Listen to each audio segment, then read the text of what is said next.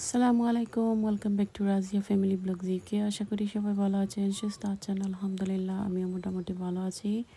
তো আজকে ছোট্ট একটা ভিডিও নিয়ে চলে আসলাম। আশা করি আপনাদের কাছে ভালো লাগবে। যদি ভালো লাগে একটি লাইক দিয়ে দিবেন।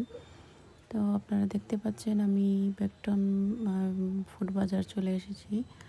ওইখানে মাছের সেল ছিল, তো গিয়েছিলাম, ভাবলাম দেখি কিছু কেনাকাটা করা যায় কি না। তো গিয়ে দেখলাম যে মাছে ভালোই অফার ছিল, প্লাস আমাদের বাংলাদেশের কিছু ফ্রুটস এসেছে, যেমন লিচু এসেছে, তারপরে লটকন এসেছে, আম এসেছে, অনেক ধরনের জিনিস আছে। তো মাছগুলো দেখছিলাম।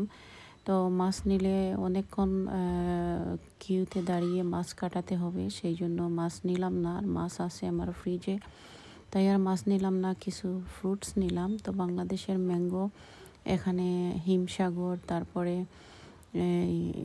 আম্রফালি, এই ধরনের ম্যাঙ্গো ছিল, আম ছিল। তো আমি 2 বক্স আম নিলাম। আর এক বক্স চিংড়ি মাছ নিয়েছি, বড় কিংপুরন 2 কেজির চিংড়ি মাছ নিয়েছিলাম। আর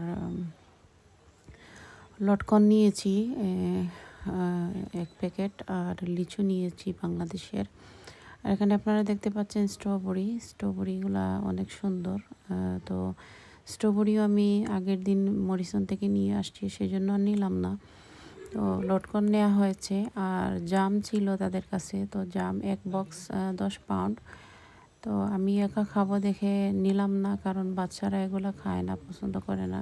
আর আপনাদের ভাইয়াও তেমন একটা পছন্দ করেন না, সেজন্য জাম হাতে নিয়ে আবার রেখে চলে আসলাম। আমি একা খাবো, তো সেই জন্য।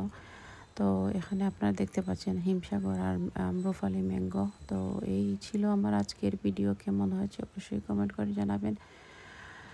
ভালো লাগলে অবশ্যই একটি লাইক দিয়ে দিবেন। আজকের মতো আমি এখানেই বিদায় নিব। সবাই ভালো থাকবেন, সুস্থ থাকবেন। ইনশাআল্লাহ নতুন কোনো ভিডিও নিয়ে আবার চলে আসবো আপনাদের মাঝে। আসসালামু আলাইকুম, আল্লাহ হাফিজ।